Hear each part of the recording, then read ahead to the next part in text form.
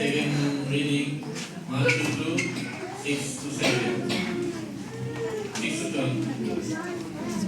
And thou, Bethlehem, in the land of Judah, art not the least among the princes of Judah.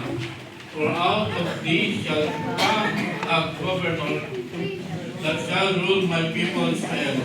Then Herod, when he had privily called the wise men, inquired of them diligently what time the star appeared. And he sent them to Bethlehem and said, Go and search diligently for the young child. And when ye have found him, bring the word again, and I may come and worship him also. When they had heard the king, they departed.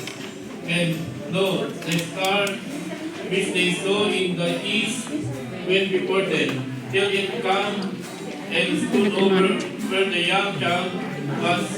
When they saw the star, they rejoiced with exceeding great joy. And when they are coming to the house, they saw the young child with Mary his mother, and fell down and worshipped him. And when they had opened their treasure, they presented unto in gifts, golds and frankincense and wheat. And being warned of God in a dream that they should not return to Herod, they departed into their own country. Amen. Amen.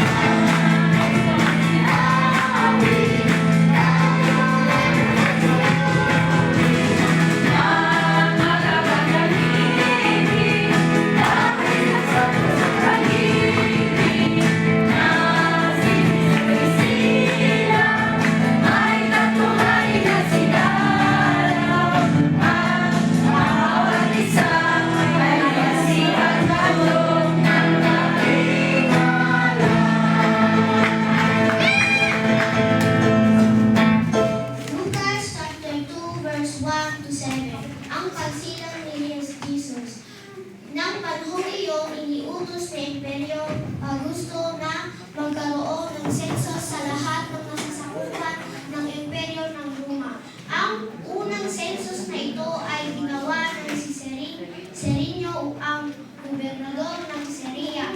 Kaya't umuwi ang bawat isa sa sariling bayan upang magpatala. Mula sa Nazaret, isang lungsod sa Galilea, si Jose ay pumunta sa Judea, sa Bethlehem ng bayan sinanang ni Haring David, sapagkat siya'y mula sa angkan ni David. Kasama niyang umuwi upang magpatala rin si Maria sa kanyang magiging asawa na noon ay kabuwanan na. Habang sila'y nasa Bethlehem, sumapit ang oras ng panganganak ni Maria. Isinilang niya ang kanyang panganay na isang lalaki, binalot niya sa lampit ang sanggol at iniga sa isang ay patuloy. Amen. Amen. This is the word of the Lord.